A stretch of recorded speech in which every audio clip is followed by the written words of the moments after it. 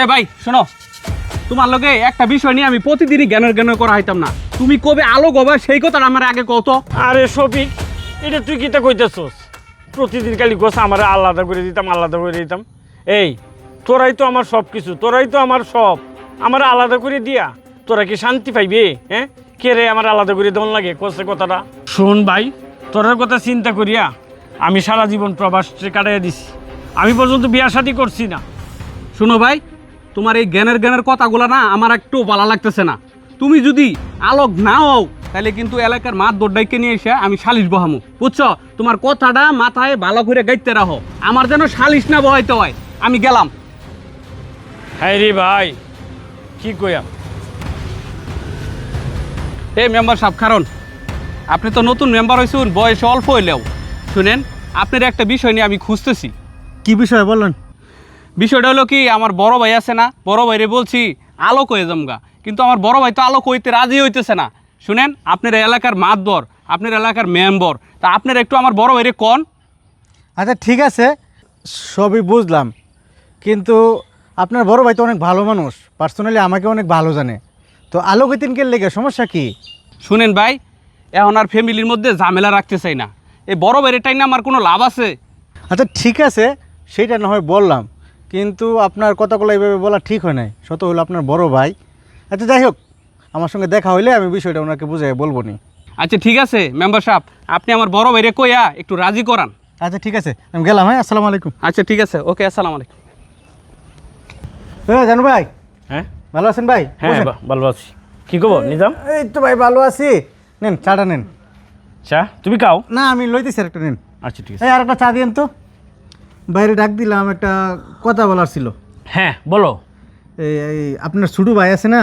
হ্যাঁ শফিক। হ্যাঁ, আমার কাছে আসছিল। ভাই আপনারও তো আমি পার্সোনালি খুব ভালো জানি, আপনিও আমার খুব আদর করেন, স্নেহ করেন।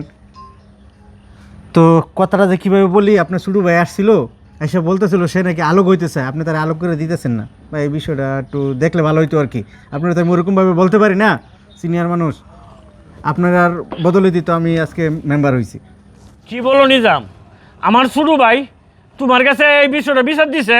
হ্যাঁ ভাই, বিচারটা আমার কাছে দিছে, আর বিচার দিত না কেন লেগিয়া? আপনারাই তো আমার মেম্বার বানাইছেন, এখন এলাকার টুকিটাকি যে সমস্যা হয় এগুলো তো আমি সমাধান করি। এই হিসাবে আপনার ভাই সমস্যাটা আমার কথা বলছে, তো আমি বলছি ওনারা যে আপনার সঙ্গে কথা বলবো, এর লাগে আমি আপনার বিষয়টা বললাম, অবগত করলাম। আচ্ছা ঠিক আছে, তোমার কাছে আমার ছোট ভাই বিচার দিছে, আমার বিচার তোমার করানো লাগতো না। আমি আমার ছোট ভাইয়ের সাথে কথা কইয়া এটা সমাধান করবাম না। এই শফিক, এই শুন, তুই এটা কি লাগাইছস? তুই আলাদা অনেক লাগিন মেম্বারের কাছে গিয়ে বিচার দিছস? হ্যাঁ, তোর মাথাত কি ঢুকছে রে ভাই? ভাই শোনো, তুমি আর জ্ঞানের কথা কইও না। তোমার আমি যেটা কইছি তুমি সেটা করো। এটা তুই কি কইতেছিস ভাই? তুই আমার আপন ভাই, আমার ছোট ভাই। দেখ, আমি এই বয়সে আমার যদি আলাদা করে দেস, আমি কই যাইম? দেখছে আমার কেডা দিলে ভাত রাঁধতে দিব? হ্যাঁ, আমার সেবা শুশ্র কে করবো? বাইরে তুই এটা মন থেকে মুচ্ছালায়। দেখ, আমি এই যে ছোটকালে প্রবাসে গেছিলাম, প্রবাসে গিয়া তোরা আমি শিক্ষিত বানাইছি, লেখাপড়া করাইছি। আমার একটা ছোট বোন, হ্যাঁ আমি লেখাপড়া করাইছি, তোরে বিয়া শাদি করাইছি। আমার যা উপার্জন আছি সব তো তোদের পিছনে আমি বিয়ে করছি। তোরা এটা কি সহজে বুঝলাম পারবি? দেখ, এটা মন থেকে মুচ্ছিয়া লো, আমরা আবার এক কেন তাহি এক কেন খাই। আমার জীবনটা তো শেষই। আমি একটা বিয়া শাদি করছি না, আমার একটা পুত্র সন্তান নাই, কন্যা সন্তান নাই, আমার বউ নাই।